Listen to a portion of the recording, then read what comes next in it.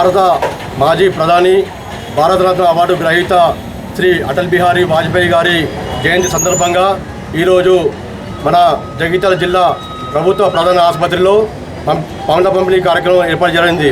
ఈరోజు భారతదేశంలో జాతీయ సుపరిపాలన దినోత్సవంగా పేర్కొంటూ జగిత్యాల పట్టణ ప్రజలందరికీ జాతీయ సుపరిపాలన దినోత్సవ శుభాకాంక్షలు తెలుపుకుంటున్నాం.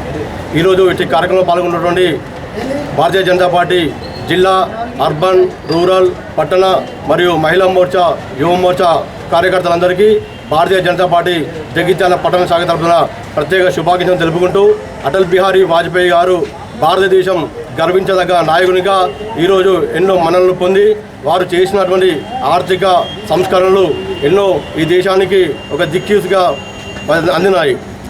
వారు దేశంలో ఉన్నటువంటి ప్రధాన నగరాలు ఢిల్లీ, ముంబై, చెన్నై, కలకత్తా, అంతేకాకుండా కాశ్మీర్ నుండి కన్యాకుమారి వరకు వారు చేసినటువంటి నేషనల్ హైవేలు చేయడంతో ఈ జాతీయ రహదారులతో ప్రధాన నగరాల మధ్యలో ఎంతో దూరం తగ్గి ప్రజా రవాణాకు మార్గం సుగమమైంది.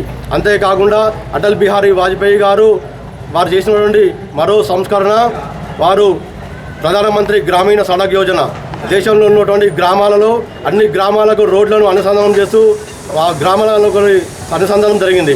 అంతేకాకుండా వారు తీసుకున్న నిర్ణయాలు ఒక కవిగా, ఒక దౌత్యవేత్తగా భారతదేశంలో ఔన్నత్యాన్ని ప్రపంచ దేశాలకు చాటి చెప్పే విధంగా America, Russia, Britain, China, Japan, Germany వంటి అగ్రగామి దేశాలతో దౌత్యపరంగా భారతదేశం యొక్క నిర్మాణాన్ని వారు ప్రపంచ ఖ్యాతిలో పెట్టే విధంగా వారు చేసినటువంటి సంస్కరణలు ఎన్నో మంచి కార్యక్రమం చేపట్టడం జరిగింది.